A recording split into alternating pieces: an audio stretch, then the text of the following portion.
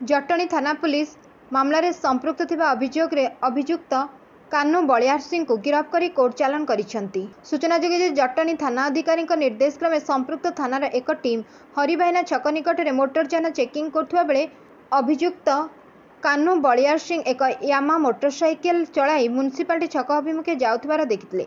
उक्त गाड़ीर number plate को देखि चेकिंग ड्यूटी मुतयन थिबा पुलिस कर्मचारी संदेह प्रकाश करी अभियुक्त कान्हू बलियार सिंह को अटकाइबा सहित पचराउचरा करथिले। पचराउचरा बेले कान्हू बलियार सिंह उक्त मोटरसाइकेल को भुवनेश्वर जड़े व्यक्ति निकट कम दाम रे किनिथिबा दर्शाइथिबा बेले गाड़ीर कागजपत्र देखाई पारि नथिले कि क्रेतांक नाम और ठिकाना आदौ कहि नथिले।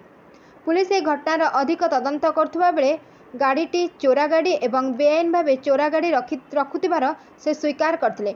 पुलिस कान्हू बलियार सिंह निकटरू उक्त मोटरसाइकेल को जबत करथिबा बेले तांकु गिरफ्त करथिले। कान्हू बलियार सिंह जड़े अभ्यासगत अपराधी थिबा एवं तांको नामरे पूर्वर मध्य विभिन्न थाना 10 अधिक आपराधिक मामला रहितबा तदंतरू जणा पड़िछि। वर्तमान मामलार अधिक तदंत चालू रहिछि। Bureau report Ekamra news agency.